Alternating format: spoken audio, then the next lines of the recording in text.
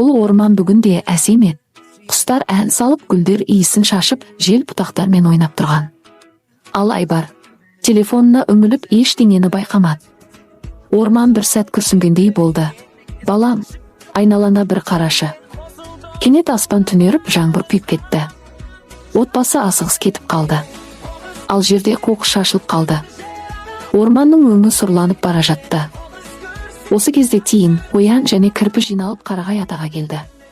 Қарағай ата үнсіз ойға шомып тұрып, қоқыс көбейсе, орман әлсірейді деді. Тиін шешім қабылдады. Айбардан көмек сұрайық. Аңдар балаға келді.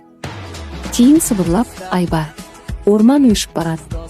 Бізге көмектесші. Сол сәтте Айбардың аяғы бір нәрсеге тиіп кетті. Төмен қараса, жаңбыр шайып кеткен, құлаған ұя. Ішінде дірілдеп тұрған кішкентай балапан. Тиіннің дауысы бәсең шықты, қоқыс пен жаңбыр. Ұяны құлатты. Айбардың жүрегі шым етіп, атасының сөзі есіне түсті. Әлсізге қол созу адамдықтың үлкені. Тұман арасынан жарық көрінеді. Жарық жылжып келіп, орман рухына айналады. Жапырақтар баяу түсіп жатыр, рухтың көз жасы.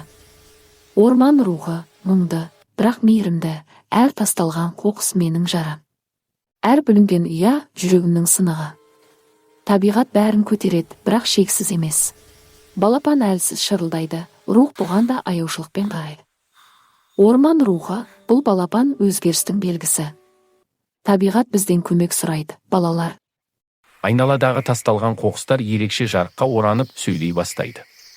Пластик бөтелке бізді дұрыс жерге тастағанда ешкімге зиян келтірмес едік. Полиэтилен пакетімен 100 жыл жатамын.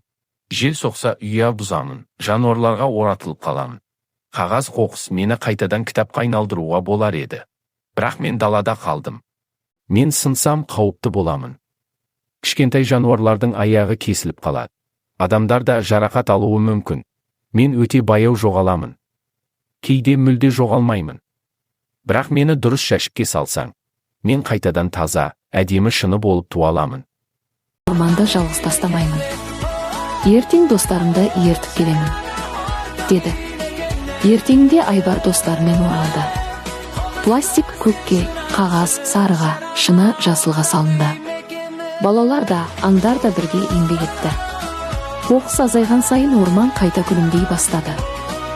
Сол сәтте жарық жиналып, орман рухы пайда болды. Мейірімді, сабырлы бейне, балалар, сендер бүгін орманды аман алып қалдыңдар. Сендер табиғаттың шын достарсыңдар. Әр балаға жасыл жапырақ тәрізді белгі сыйлады. Жүректерінде қуаныш, орманда жаңа тыныс пайда болды. Бұл табиғатты қорғаған кішкентай батырлардың оқиғасы. Балаларым, әрбір ағаш тыныс, әрбір бұлақ өмір. Табиғат бізге сөзсіз қызмет етеді, бірақ оған да мейірім керек. Әр тасталған қоқыс менің жарам, әр сақталған жапырақ менің қуанышым.